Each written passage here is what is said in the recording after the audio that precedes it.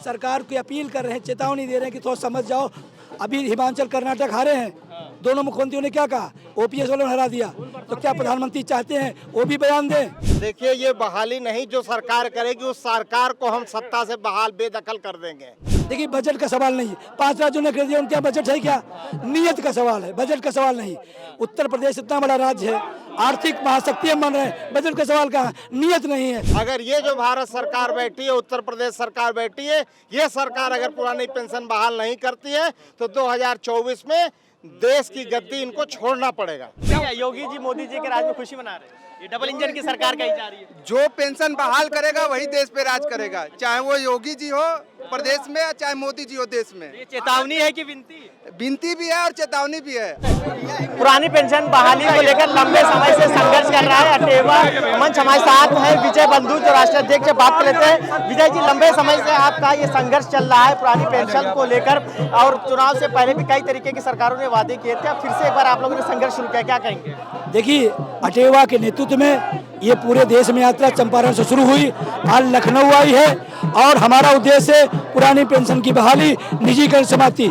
जहां पुरानी पेंशन ना होने से हमारा सामाजिक सुरक्षा खत्म हो गई है और निजीकरण से नौजवानों का भविष्य खराब हो रहा है, हम इसके खिलाफ हैं। केंद्र सरकार और राज्य सरकार दोनों से मांग करते हैं, 5 राज्य पेंशन बहाल कर सकते हैं, तो उत्तर प्रदेश सरकार क्यों नहीं, केंद्र सरकार क्यों नहीं, ये बड़ा सवाल है, और इसी के लेकर रथ यात्रा पूरे देश में जाएगी। कई राज्यों ने बहाली किया मगर यूपी जैसे राज्य नहीं कर रहे हैं। बार बार ये कहा बजट की बात कही जाती है, तो इसको कैसे देखते हैं? देखिए, बजट का सवाल नहीं है, 5 राज्यों ने कर दिया, उनके बजट है क्या, नियत का सवाल है, बजट का सवाल नहीं।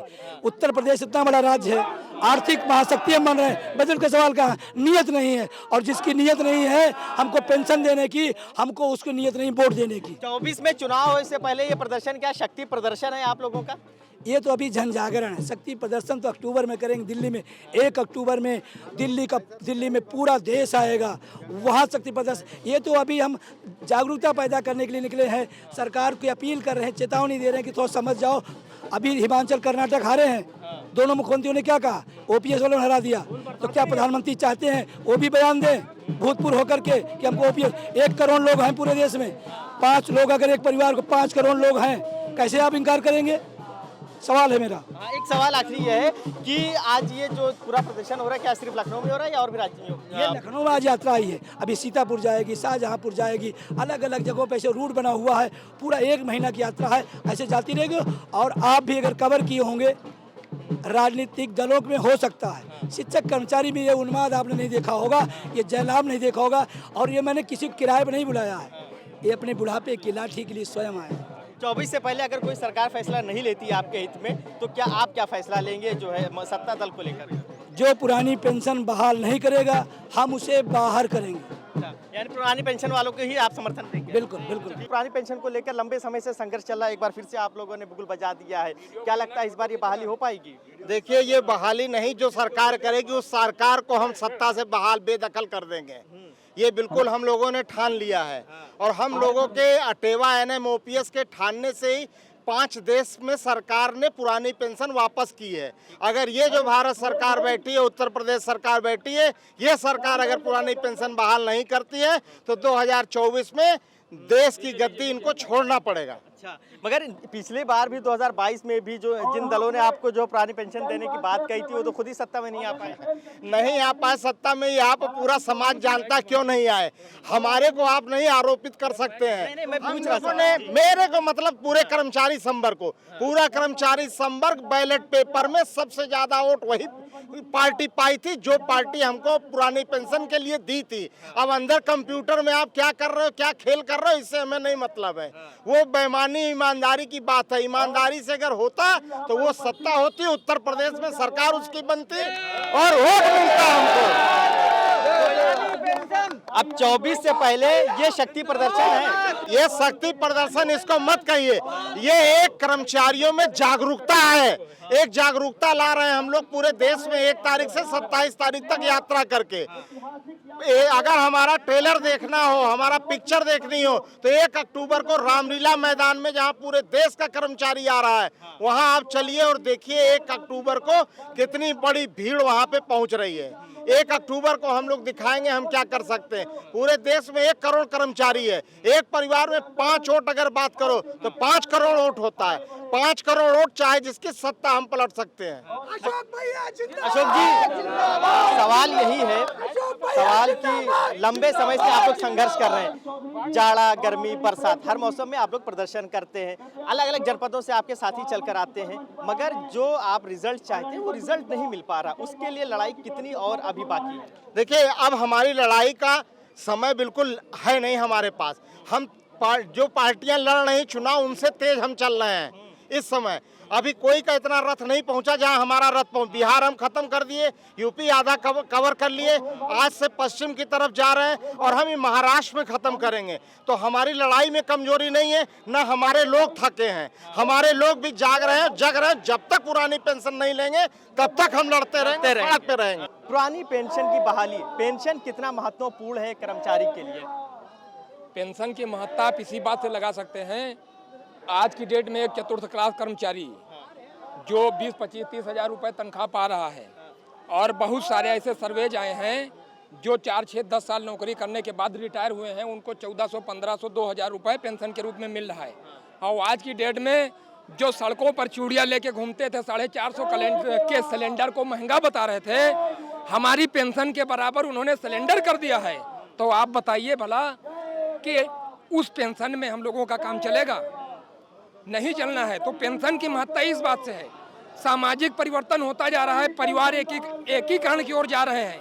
आगे चल के जब ये पारिवारिक एकीकरण जब हो जाएंगे तो हमारे बच्चे जब हमको लात मार के बाहर चले जाएंगे। बीजेपी कह रही है कि डबल इंजन की सरकार में आम आदमी हो या सरकारी कर्मचारी, जितना जो है इस वक्त खुश है कभी नहीं था।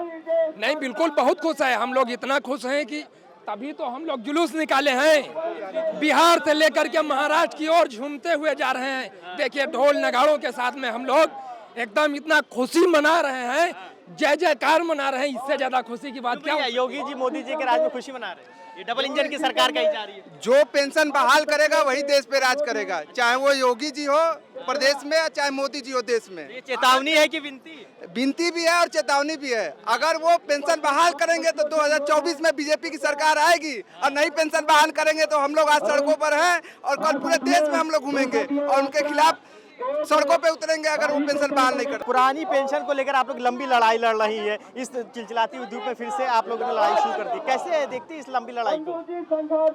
अब लग तो रहा है कि लड़ाई आखिरी दौर पर है। हम लोग पीजीआई लखनऊ से हैं और नर्सिंग कैडर से हैं, जिसमें ज़्यादातर हमारी महिलाओं का ही मतलब महिलाओं की संख्या बल ज़्यादा है। लेकिन अब 2005 के बाद से जितने भी लोग हैं हमारे, वो सब एनपीएस में हैं और अब उनकी संख्या ज़्यादा है। ओपीएस के लोग कम रह गए हैं, लगातार रिटायरमेंट हो रहे हैं। तो अब जो नई पीढ़ी है उसमें ओपीएस के लिए ज़्यादा लगता है इतने लंबे समय से आप लोग लड़ाई लड़ रही है, तो राज्य सरकार हो या केंद्र सरकार, उसके कानों तक आवाज़ नहीं जा रही है?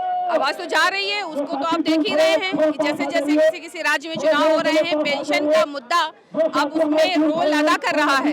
और कई राज्यों में ओपीएस के नाम पर ही सरकारें बदल गई हैं। उसी तरह का हम सोचते हैं कि शायद अब ओपीएस के लिए केंद्र 24 में चुनाव है तो सरकार बदलेंगी। सरकार बदलने की नहीं कह रहे, लेकिन हम लोग एनपीएस को ओपीएस में बदलेंगे और बंधु जी के नेतृत्व में। सरकार ने आपकी बात नहीं मानी तब?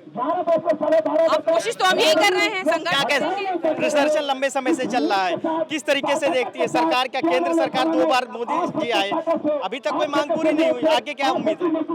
उम्मीद है कि अगर हम लोग ऐसे एकजुट होकर सभी आंदोलन में आगे रहेंगे तो सरकार को हमारी बात माननी ही पड़ेगी, क्योंकि जनता से ही गवर्नमेंट। 2 बार कार्यकाल पूरा हो चुका है, 10 साल काफी टाइम होता है, मगर अब तक पूरी नहीं हुई। तो आगे कोई विशेष रणनीति होगी या जो समर्थन की बात करेगा उसको वोट करेगा आपका कर्मचारी संगठन? हम ओपीएस समर्थक है तो हम ओपीएस समर्थक के साथ हैं। कैसे सरकार की ये दोहरी नीति रहती है, जो भी विधायक और कोई मंत्री बनता है तो उन लोगों के पास पेंशन के देने का टाइम होता है, और हम लोग कर्मचारी दिन और रात ड्यूटी करके भी उन लोगों को पेंशन का कोई हक नहीं है। जो पेंशन की बात करेगा वही देश में राज करेगा। साफ तौर पे पुरानी पेंशन एक बहुत बड़ा मुद्दा है, जहां ये कर्मचारियों के भविष्य से जुड़ा हुआ मुद्दा है, वहीं ये राजनीतिक गलियारों में भी गर्म रहता है, राजनीति से जुड़ा हुआ अहम मुद्दा माना जाता है। कर्मचारियों ने स्पष्ट कर दिया है कि जो इनके पेंशन की बात करेगा, जो पुरानी पेंशन बहाल करेगा 2024 में, उसी दल को समर्थन मिलेगा। देखने वाली बात काफी अहम होगी कि अब जैसे जैसे 2024 करीब आएगा, कौन सा दल इन तमाम कर्मचारियों का विश्वास जीतेगा और इन्हें पुरानी पेंशन देने की बात करेगा। फिलहाल ये प्रदर्शन कर रहे हैं, अपने हक की लड़ाई लड़ रहे हैं। वीडियो जर्नलिस्ट मिराज खान के साथ फरीदुल हसन, #भारत न्यूज़ लखनऊ।